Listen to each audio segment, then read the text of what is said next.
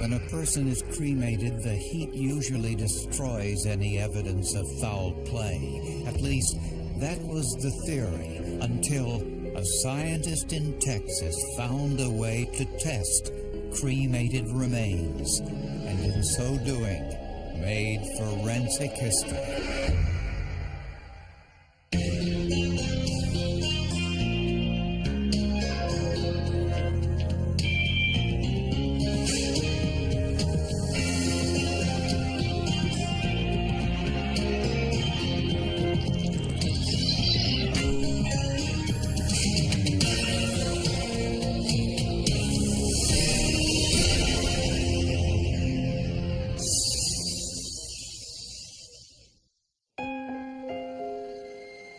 San Angelo, Texas, known for its oil, cotton fields, and extremely hot weather. It's great country. There's a lot of rural area to it. Of course, the biggest problem they have out there is you don't get a whole lot of rain. Olgie and Lita Nobles ran the town's air conditioning business, and they had no shortage of customers. Perhaps it was the strain of both living and working together, but the two didn't always see eye to eye.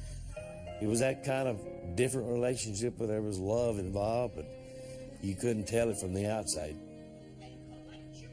Mr. Nobles had a real drinking problem, and they argued like cats and dogs.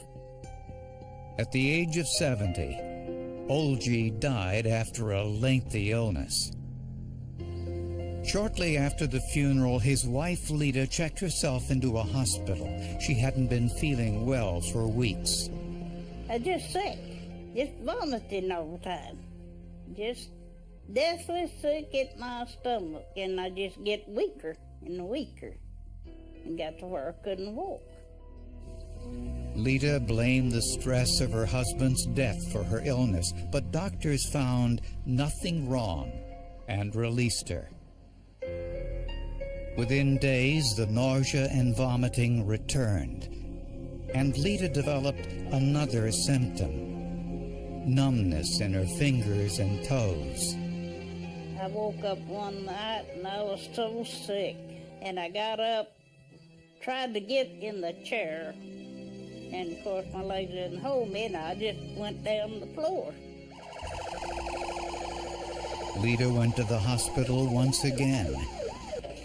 This time, doctors performed a whole battery of tests and found the problem. Lita had been poisoned. The level of arsenic in her system was 3 times higher than a lethal dose. It made you wonder who in the world it could be that was doing it. Arsenic is a tasteless, odorless element used in rat poison. Lita could think of only one person who could have done this: her husband, Olgie. They loved each other, but it's one of those marriages that stayed rocky all the time. You know, they just fought back and forth all the time. And she did say that he's probably the one that did it. Was it possible that Olgie poisoned his wife before he died? I didn't think he had the nerve. I really didn't think the man had the nerve to do a thing like that. To find out, scientists looked for evidence in her hair.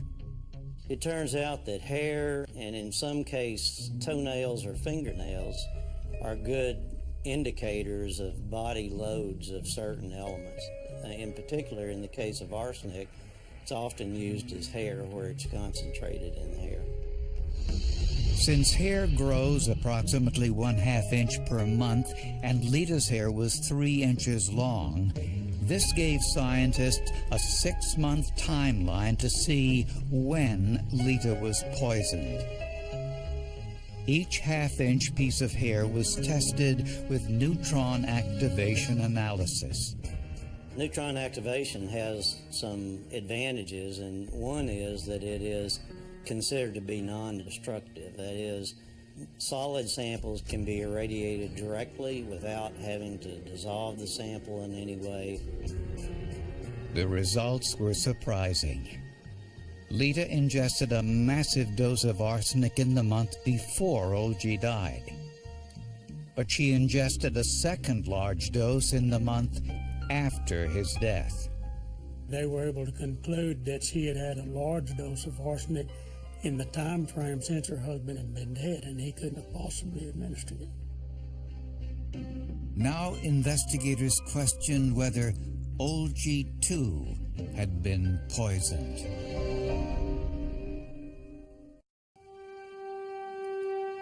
Tests on Lita Noble's hair indicated she ingested large doses of arsenic in the month before and month after her husband's death.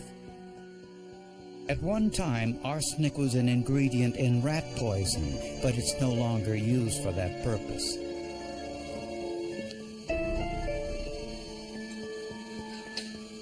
Investigators looked in and around the Nobles' home for clues. We took samples of the water, we took samples from their septic tank system, and we tested all different things in the house to be sure that we could positively prove that they didn't get the poisoning from something that was in the house accidentally. We did find arsenic in one item, was an antacid. The actual concentration in there was sublethal, but it certainly would be toxic. With Lita's permission, investigators exhumed her husband's body 5 months after he died. His autopsy revealed lethal doses of arsenic in all of his major organs. Olgi Noble's death was now ruled a homicide. My first thought is that there's somebody that's real close to the Nobles that needs them dead for some reason. Only 2 people had access to the food in the Nobles' home. They had a son who was disabled who lived in the house, who, of course, had to be a little suspect. And it was telling, too, that the Noble's son showed no signs of arsenic poisoning. The other person was the man who bought the Noble's air conditioning business, Timothy Scoggin. But Lita refused to believe either one was responsible. She had an excellent relationship with her son, and Tim Scoggin was like a member of the family. I didn't know what to think, because I just couldn't, believe it. Lita Noble, she'll look you right in the eye and tell you exactly what she thinks, and that's what she did. She looked us right in the eye and told us Tim Scoggin wasn't doing that. We were on the wrong track, and that he'd never do that. She trusted him completely. Tim Scoggin was 33 years old, single, and had a close personal relationship with the Nobles. But a background check revealed an unusual past. Before buying the Nobles' business, Scoggin lived in Llano, Texas, about 130 miles away. While there, he met 2 elderly sisters, Catherine and Cordelia Norton, the last surviving members of an old Texas family that made millions mining granite. The 2 sisters never married and lived in a large mansion while running separate businesses. 75-year-old Catherine was the younger of the 2. Her nickname was Girly. She was very frilly, very ladylike. Catherine ran a flower shop and met Tim Scoggin while he was working for a local funeral home. 83-year-old Cordelia was a beer distributor and a cattle rancher. She was rough. She had a man-style haircut. She wore khaki clothes, and she could cuss better than any sailor you ever saw.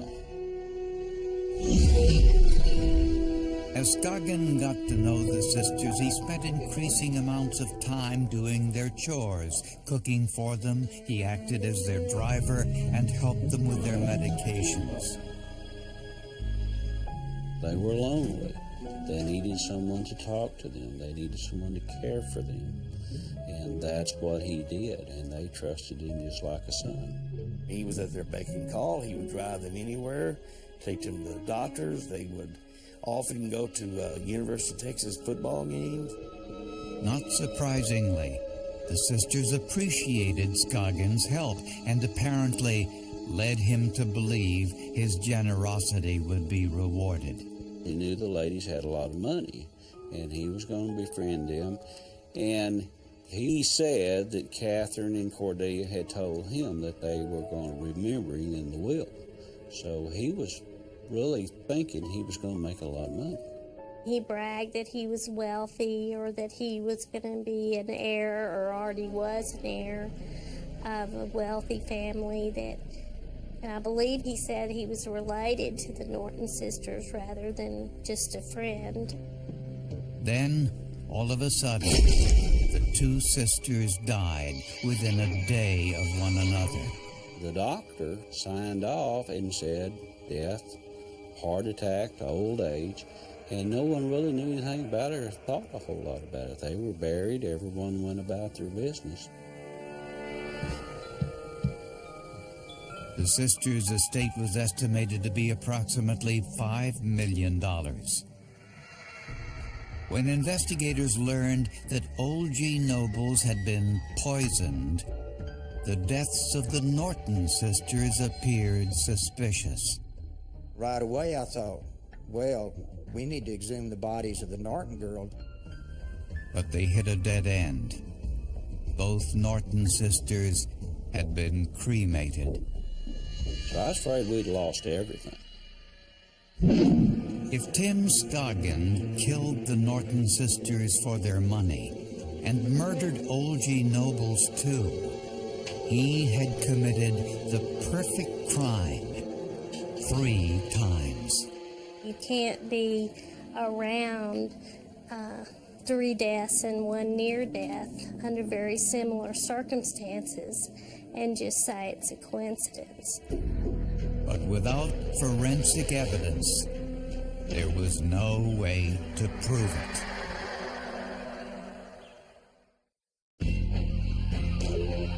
When investigators looked at Tim Scoggin, they had to wonder, did he simply have bad luck, or was he a cold-blooded serial killer? Within a 12-month period, Scoggins' 2 closest friends, Lita and Old G. Nobles, were both poisoned with arsenic. And his friends, Catherine and Cordelia Norton, also died suspicious deaths within a day of one another. He was the last person alone with Cordelia, and he was the last person alone with Catherine.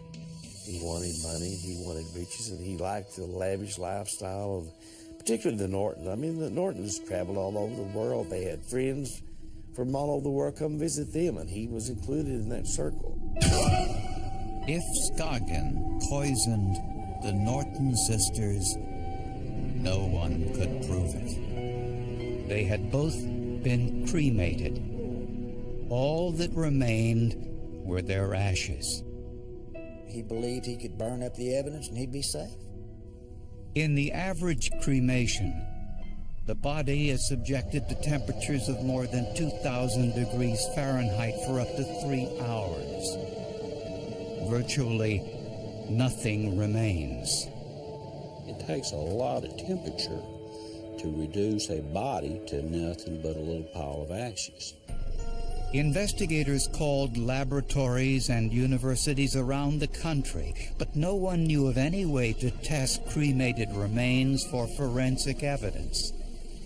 I knew we had to try, and of course, when we went to the laboratory, our lab people were pretty negative that we didn't have anything, and they kind of had the same idea. It had been burned up.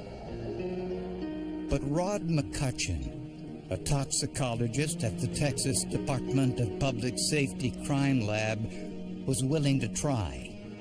So I started thinking about the possibility of detecting arsenic in a cremated remain sample and decided it might be possible. were a lot of things to consider. McCutcheon knew that arsenic is actually a metal, and some metals survive fire and intense heat. You may change its form from a solid to a gas, but you aren't going to destroy the arsenic itself.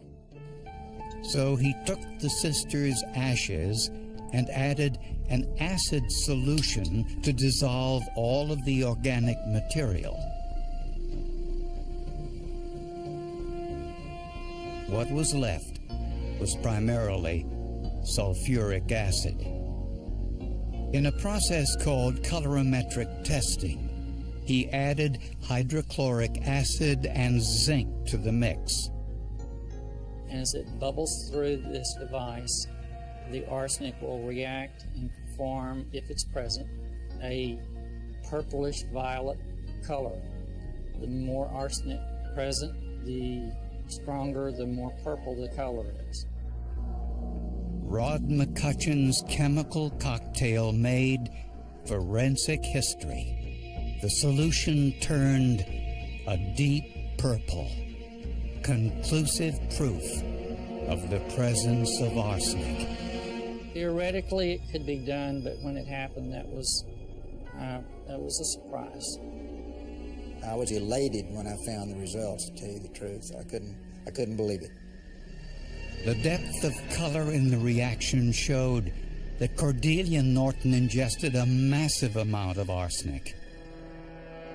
The test results on Catherine's ashes were inconclusive. Nevertheless, their deaths were ruled homicides, and it appeared the sisters got the last laugh. They died before changing their will. When they read the will, he found he got nothing. That they said he was very distraught, very angry when he left.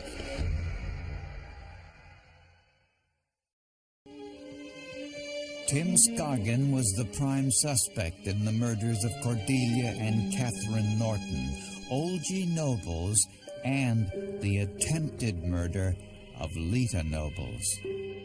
Mr. Scoggin had no criminal record. He certainly didn't appear like any kind of TV crook. In fact, he was the proverbial wolf in sheep's clothing. He appeared to be completely non-threatening and a loving friend to all his victims. Investigators found arsenic in some antacids in Lita's home, but couldn't find out where it came from until the owner of a local supermarket called to offer some information. He said when he saw Scoggin's picture in the newspaper, he remembered selling him a large amount of rat poison. He even remembered the brand, Cowley's Original Rat and Mouse Poison. He remembered Mr. Scoggins coming in looking for some sort of poison to kill varmints of some kind. I think he didn't buy it that day, but he came back several days later and bought more than one bottle. I don't recall how many. Forensic document examiners analyzed the cremation request orders signed by the Norton sisters and a $30,000 check the sisters made out to Scoggin shortly before their death. They concluded the documents were forgeries. It was written during the time of the death, which made it even more suspicious because the ladies were extremely ill at this time, and they wasn't in the stage of just giving away $30,000 because they were deathly ill. Prosecutors believe that Scoggin set his sights on the Norton sisters almost from the minute he met them. The Norton sisters liked Scoggin, and he would often eat meals and stay overnight in their hillside mansion. Prosecutors think Scoggin poisoned them after he learned the sisters planned to include him in their will. As a mortician, Scoggin had access to the necessary paperwork to forge the sisters' names on cremation papers. But in a forensic first, scientists found a huge amount of arsenic in the ashes. When Scoggin learned the sisters had left him out of their will, he was angry but undeterred. For his trouble, Scoggin forged a check on the sisters' account for $30,000, discovered later by forensic experts. Scoggin then moved 130 miles away to San Angelo, where he met the Nobles. They lent Scoggin the money to buy their air conditioning business. He was to repay them in monthly installments. Prosecutors believe he poisoned the couple so he could avoid making those payments. Old G. Nobles died from the poison, but 69-year-old Lita built up resistance to it. This lady was so tough, her inner strength was so strong, her will to live was so strong, and her body was able to absorb this and build up a tolerance to it. But probably, if you had 10 people out there, 9 of those 10 would probably died from it. Had Lita died, police would never have questioned the cause of her death or her husband's. So they would never have made the connection to the Norton sisters. The big mistake he didn't finish out Lita, or he would have gotten away scot-clean, and nobody would have ever known the difference. Tim Scoggin was arrested and charged with murder and intent to commit murder. He's a very effeminate kind of a man. In fact, when he talked on the phone, people thought he was a woman, and he passed himself off as secretary sometimes and called himself Kim. By his voice, you couldn't tell the difference. He had to be a cold, calculating individual. I've talked to a lot of serial killers, but this guy here was the cold-bloodedest, most ruthless killer that I dealt with. Scoggin was convicted and sentenced to 2 life sentences. People kill for money. It's the root of all evil.